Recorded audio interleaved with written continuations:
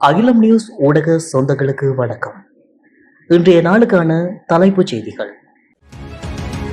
இலங்கையில் மின்சார கட்டணம் மீண்டும் மிக அதிக சதவீதத்தில் உயரலாம் என்று பல கருத்துகள் வெளியிடப்பட்டுள்ளன.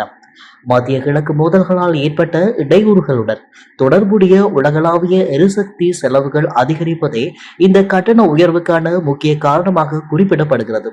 ஏற்கனவே பணவீக்கத்தால் பாதிக்கப்பட்டுள்ள மில்லியன் கணக்கான குடும்பங்களும் வணிகங்களும் இந்த உயர்வால் நேரடியாக பாதிக்கப்பட உள்ளதாக கூறப்படுகிறது. உலகளாவிய எரிசக்தி விலைகள் தொடர்ந்து உயர்ந்தால் ஏப்ரல் மாதத்திலும் மின்சார கட்டணங்கள் மேலும் அதிகரிக்க கூடும் என இலங்கை பொது பயன்பாடுகள் ஆணைக்குழு தெரிவித்துள்ளது. இதன்படி தற்போதைய கட்டணங்கள் மோதலுக்கு முந்தைய எரிசக்தி செலவுகளையே பிரதிபலிக்கின்றன என்று அதன் தலைவர் KPL சந்திரலால் தெரிவித்துள்ளார். நாடாளுமன்ற உறுப்பினர்கள் மற்றும் அமைச்சர்கள் உள்ளிட்ட அரசு அதிகாரிகளுக்கு வழங்கப்படும் எரிபொருள் கொடுப்பனவுகளை 2026 மார்ச் 1 நிலவிய எரிபொருள் விலைகளின் அடிப்படையில் வழங்குவதற்கு அமைச்சரவை தீர்மானித்துள்ளது. நேற்று நடைபெற்ற அமைச்சரவை தீர்மானங்களை அறிவிக்கும் ஊடகவியலாளர் சந்திப்பில் கலந்து கொண்ட அமைச்சரவை பேச்சாளர் அமைச்சர் நலிந்த ஜெயதிச இதனை அறிவித்துள்ளார். இதன்படி ஏனைய அனைத்து கொடுப்பனவுகளையும் மறு அறிவித்தல் வரை அதே விகிதத்தில் பேணுவதற்கு அரசாங்கம் தீர்மானித்துள்ளதாக குறிப்பிடப்பட்டுள்ளார். மத்திய கிழக்கில் நிலவும் போர்ச்சூழலால் பொருளாதாரத்தில் ஏற்படும் பாதிப்பை குறைப்பதற்காக அரசாங்கம் ஏற்கனவே பல்வேறு அவசர நடவடிக்கைகளை எடுத்துள்ளது. மத்திய கிழக்கில் நிலவும் போர்ச்சூழல் காரணமாக நாட்டில் ஏற்பட்டுள்ள எரிசக்தி நெருக்கடியை கருத்தில் கொண்டு எதிர்வரும் மாதங்களில் நடைபெறவுள்ள சமய விழாக்களுக்கு மின்சார கட்டுப்பாடுகள் எதுவும் விதிக்கப்படாது என்று அமைச்சர் நலிந்த ஜெயதிச தெரிவித்துள்ளார். அமைச்சரவை முடிவுகளை அறிவிப்பதற்காக நடைபெற்ற ஊடக சந்திப்பில் பத்திரிகையாளர் எழுப்பிய கேள்விக்கு பதிலளிக்கும் போதே அமைச்சர் இவ்வாறு கூறியுள்ளார். அரசாங்க நிறுவனங்களுக்காக எரிசக்தி சேமிப்பு குறித்து அத்தியாவசிய சேவைகள் ஆணையாளரும் சிறப்பு வழிகாட்டுதல்களை வெளியிட்டுள்ள சூழலில் வரும் மே மற்றும் ஜூன் மாதங்களில் நடைபெறவுள்ள சமய விழாக்களுக்கு பயன்படுத்தப்படும் மின்சாரங்களுக்கு கட்டுப்பாடுகள் எதுவும் விதிக்கப்படாது என்றும் விளக்கம் அளித்துள்ளார். வெசாக் மற்றும் பொஷன் பண்டிகைகளுக்கு அரசாங்கம் மின்சாரத்தை கட்டுப்படுத்தாது என்றும் அரசாங்கம் ஆதரவை வழங்கும் என்றும் அமைச்சர் சுட்டிக்காட்டினார். இன்று மாத்திரம் வாகன இலக்க தகட்டின் இறுதி இலக்கம் ஒற்றை அல்லது இரட்டை எண்களாக கொண்ட அனைத்து வாகனங்களும் எரிபொருள் நிரப்பு நிலையங்களில் எரிபொருளை பெற்றுக்கொள்ள அனுமதிக்கப்பட உள்ளன. இதனை இலங்கை பெட்ரோலிய கூட்டுத்தாபனத்தின் முகாமைத்துவ பணிப்பாளர் தெரிவித்துள்ளார். இதன்படி எவ்வித கட்டுப்பாடுகளுமின்றி அனைத்து வகையான வாகனங்களும் நாளை எரிபொருளை பெற்றுக்கொள்ள அனுமதி வழங்கப்பட்டுள்ளது. நாட்டுக்கு சொந்தமான 42,000 மெட்ரிக் டன் எரிவாயு கையிருப்பு மாலைதீவில் நிறுத்தி வைக்கப்பட்டுள்ளதாக லிட்ரோ கேஸ் லங்கா நிறுவனம் தெரிவித்துள்ளது. இந்த கையிருப்பை விரைவில் நாட்டுக்கு கொண்டு வருவதற்கான முயற்சிகள் மேற்கொள்ளப்பட்டு வருவதாகவும் ஏப்ரல் மாதத்திற்கு தேவையான பூர்த்தி செய்ய இந்த அளவு போதுமானது என்றும் லிட்ரோ கேஸ் லங்கா நிறுவனத்தின் தலைவர் தெரிவித்துள்ளார். மேலும் மே மாதத்துக்கு தேவையான 33,000 மெட்ரிக் டன் எரிவாயுவை ஏந்திய கப்பல் ஒன்று ஏப்ரல் 25 இலங்கைக்கு வர திட்டமிடப்பட்டுள்ளதாகவும் அவர் அறிவித்துள்ளார்.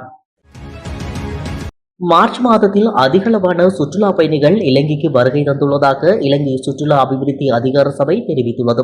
வெளியிடப்பட்டுள்ள புதிய தரவுகளின்படி கடந்த 29 நாட்களில் 1,75,661 சுற்றுலா பயணிகள் நாட்டிற்கு வருகை தந்துள்ளனர்.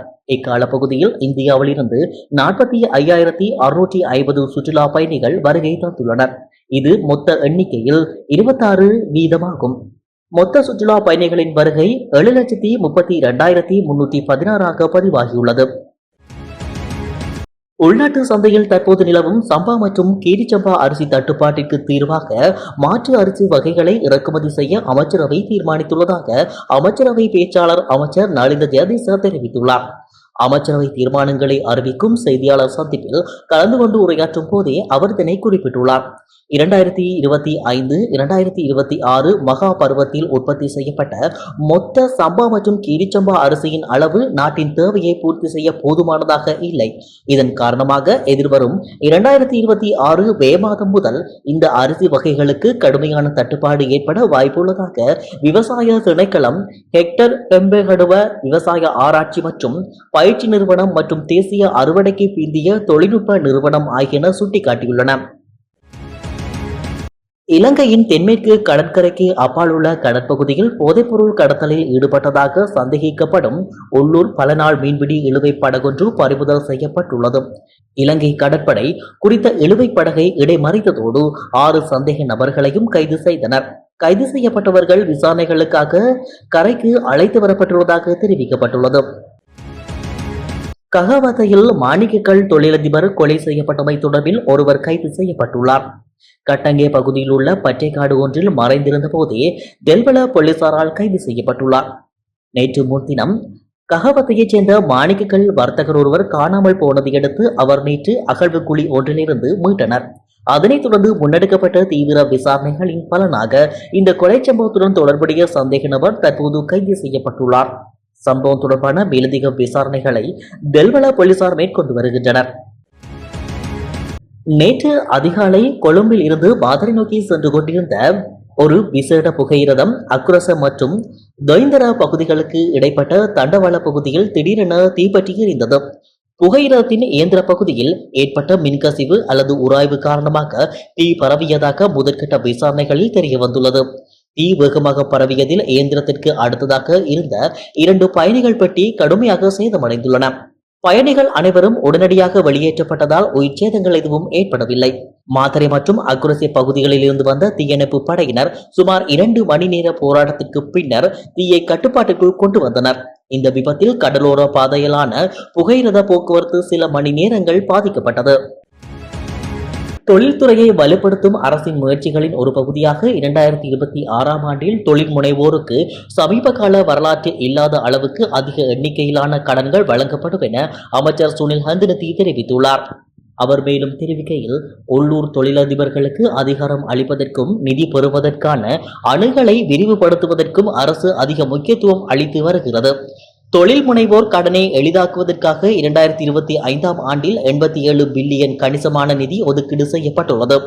தொழில் நடவடிக்கைகளுக்காக நிலம் கையகப்படுத்துவதில் தொழில் முனைவோர் எதிர்கொள்ளும் தொடர்ச்சியான சவால்களை சமாளிக்க நில வங்கிகளை நிறுவுமாறு மாவட்ட மற்றும் பிரதேச செயலாளர்களுக்கு அறிவுறுத்தப்பட்டுள்ளது எனவும் சுட்டிக்காட்டியுள்ளார். மட்டக்களப்பு வாகரை போலீஸ் பிரிவில் கணவனின் துப்பாக்கி சூட்டுக்கு இலக்காகிய 27 வயதுடைய 3 பிள்ளைகளின் தாய் படுகாயமடைந்த நிலையில் மேலதிக சிகிச்சைக்காக மட்டக்களப்பு போதனா வைத்தியசாலையில் சேர்க்கப்பட்டுள்ளதாக போலீசார் தெரிவித்தனர். குறித்த சம்பவம் நேற்று இரவு ஆற்றங்கரை வீதி புச்சங்கேணியில் இடம்பெற்றுள்ளது. குடும்ப தகராறு காரணமாக இருவரும் பிரிந்து வாழ்ந்து வருவதாகவும் மனைவி தமது தாயாருடன் வாழ்ந்து வந்த வேளை மனைவியை பழிதீர்க்கும் முகமாக தோணித்தாட்டமடு எனும் இடத்தில் வசித்து வந்த கணவர் கட்டு துப்பாக்கியுடன் வந்து அவரை சுட்டுள்ளார். கணவன் துப்பாக்கியுடன் தலைமறைவாகியுள்ள நிலையில் போலீசார் அவரை கைது செய்யும் நடவடிக்கையில் ஈடுபட்டுள்ளதுடன் குறித்த சம்பவம் தொடர்பாக வாகரை போலீசார் மேலதிக விசாரணைகளை மேற்கொண்டு வருகின்றனர். 2026ஆம் ஆண்டு முதல் ஆரம்பிக்கப்பட்டுள்ள கல்வி சீர்திருத்தங்களின் கீழ் தரம் 2 முதல் தரம் 11 வரையான மாணவர் சேர்க்கையை ஒழுங்குபடுத்துவதற்கான புதிய சுற்றறிக்கை அறிவுறுத்தல்களை வெளியிடுவதற்கு அமைச்சரவை அங்கீகாரம் வழங்கியுள்ளது. தெற்கு துபாயில் ஏவுகணை தாக்குதலில் சிதறல்கள் வீடுகள் மீது விழுந்ததால் ஏற்பட்ட சம்பவத்தில் இலங்கையர் ஒருவர் காயங்களுடன் உயிர் தப்பியதாக துபாய் அதிகாரிகள் உறுதிப்படுத்தியுள்ளனர். இந்த தாக்குதலின் போது 2 இந்தியர்கள் ஒரு வங்கதேச நாட்டவரும் காயமடைந்துள்ளதாகவும் தெரிவிக்கப்பட்டுள்ளது. இந்த சம்பவம் மிக உயர்ந்த பாதுகாப்பு தரங்களுக்கு இணங்க கையாளப்பட்டதாக துபாய் மருத்துவ அலுவலகம் தெரிவித்துள்ளது. மார்ச் 31 அன்று ஐக்கிய அரபு அமீரகத்தின் வான் பாதுகாப்பு படைகள் 12 ஏவுகணைகளையும் 36 ஆளில்லா விமானங்களையும் பயன்படுத்தியதாகவும் இதனால் காயமடைந்தவர்களின் மொத்த எண்ணிக்கை 188ஆக அதிகரித்துள்ளதாகவும் குறிப்பிடப்பட்டுள்ளது. நாட்டில் நிலவும் வறண்ட வானிலை காரணமாக நாட்டின் பல மாவட்டங்களில் காட்டுத்தீ பரவும் அபாயம் அதிகரித்துள்ளதாக பேரிடர் மேலாண்மை மையத்தின் ஊடக பேச்சாளர் பிரதீப் கொடுப்பிலி தெரிவித்துள்ளார். எனவே காடுகளை அண்டிய பகுதிகளில் வசிக்கும் பொதுமக்கள் மற்றும் அங்கு பயணம் செய்வோர் மிகவும் அவதானத்துடன் இருக்குமாறு அவர் கேட்டுக்கொண்டார். வறண்ட காற்று மற்றும் கடும் வெப்பம் நிலவும் சூழலில் மிகச்சிறிய தீப்பொறி பாரிய அளவிலான வனப்பகுதியை அளிக்கும் நிலை உள்ளமையினால் அவதானத்துடன் செயற்படுமாறு அறிவுறுத்தப்பட்டுள்ளது. இத்துடன் அகில நியூஸின் தலைப்புச் செய்திகள் நிறைவடைகின்றன. இதுபோன்ற செய்திகளை உடனுக்குடன் பெற்றுக்கொள்ள தொடர்ந்தும் அகிலம் நியூஸுடன் இணைந்திருங்கள். நன்றி, வணக்கம்.